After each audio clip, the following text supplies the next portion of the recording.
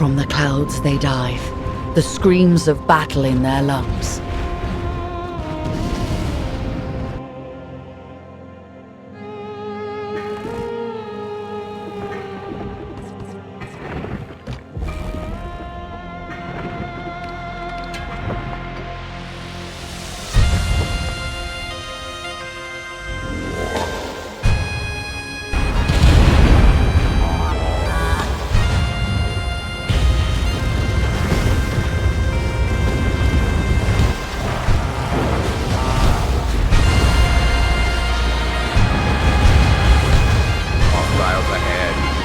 Falconeers and escorts, defend our ship.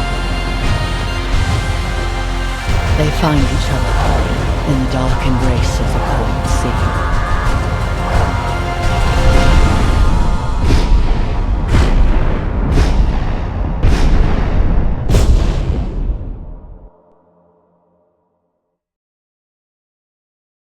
"60 seconds of what is Bulwark?" With me, Thomas Sala, the solo dev behind the game. Bulwark is a crazy city builder that allows you to build giant fantasy fortresses across any vertical surface in the world. Any mountain, any cliff, any rock, even the literal edge of the world. It's just another place for you to explore and build your empire. And this world, it's not empty. It's filled with other factions who have their own history, their own relations, and they might go to war with you. Or you might be peaceful and try to establish trade relations. The leading Bannerless clans wish to make an offer. There's a resource system, there's a tech tree, there is progression and all kinds of hidden building systems. This game isn't about winning. There's not an end goal other than enjoying the creativity of the building system, of growing and seeing what happens with your living creation. That is the goal of Bulwark. Because remember, whatever happens in the game, there's always something new around the corner, something new to discover as long as you keep building in Bulwark.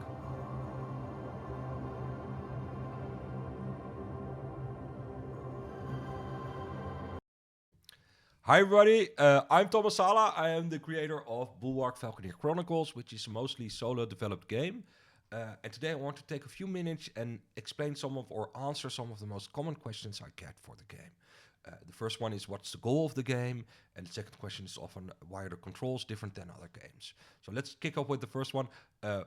What's the goal of this game? So the goal of Bulwark, it's a open world sandbox builder with some grand strategy elements. But it is very much a sandbox style game where the goal is a landscape painter, is to enjoy building, to keep you in that fantasy of the world. So the world's alive, it's not an empty sandbox, there's other people there that might get into a fight of you, they have ancient grudges, which you can discover in the previous game, the Falconeer. So it's a very living world in which you build your fortress settlement.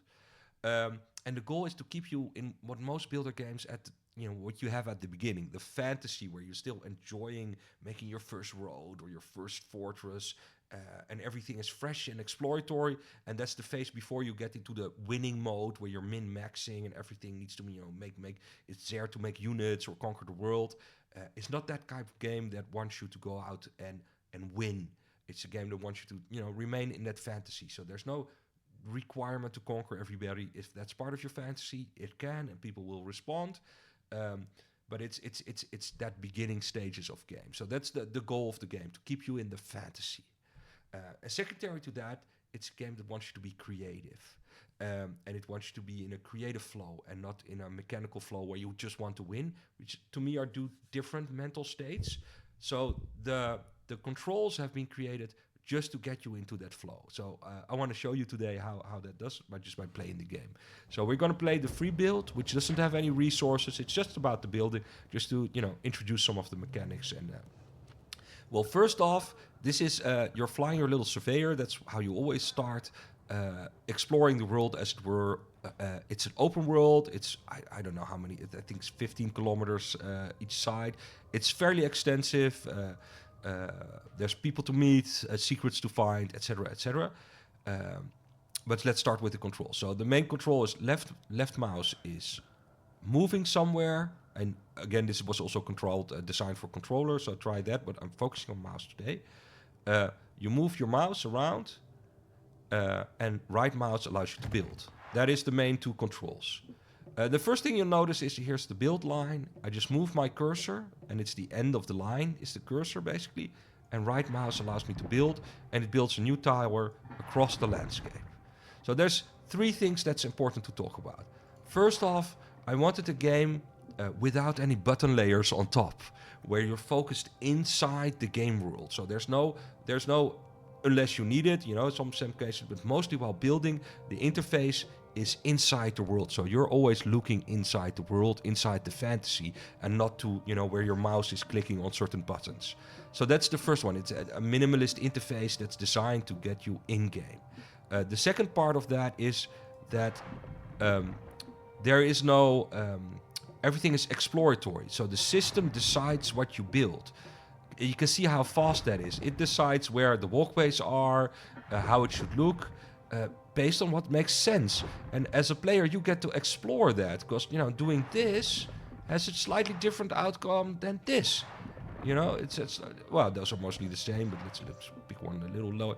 See, everything is just exploring that looks kind of interesting, I'll keep that. So that's an entire different way of building than going systematically, I want this to go here. It's seeing what you can make, which for me is closer to the way I make things and how you produce stuff. And some people ask, hey, why did you reinvent the wheel? It's not a reinvention, because this is also the control system where you orbit around and you're sort of stuck on what you're building, because that's what's happening here.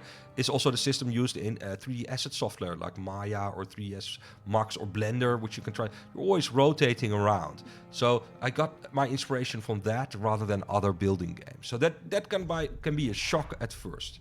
Well, what can you do for those if you're in the game?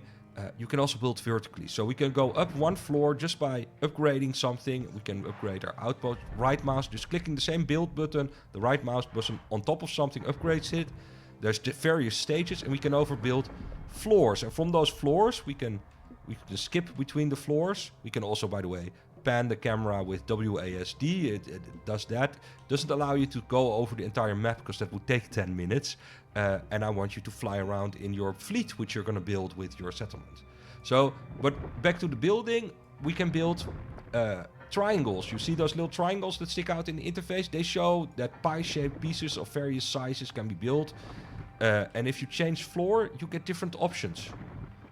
You see, every floor has its own selection of stuff which you can build, and every square is just a different option. It's always the same. If you add more floors, the higher floor have what I'm calling balconies. So you're really going, and when you build out from that, you get stone walls. So whatever you build, it sort of adapts to the stage you're at. And things become really vertical fairly quickly. Even with this modest little hill here, you can go all the way up into the sky as far you want, or even build, stack towers on top of towers. Why not? So that's how you build in Bulwark. And as you can see, it's really fast. Once you get the hang of it, it's really intuitive, and it's about exploration. The entire mindset of this game is different from, I guess, other building games. And it's good for people to know that before you start. If you go, try out the demo, see if it fits for you, see if you like what you can build, and when you get into the main game, explore, interact, get into fights. It's a fantasy that's fully realized. And I hope you enjoy it, and that this clarifies some of the strange ideas behind Bulwark Falconeer Chronicles. So enjoy!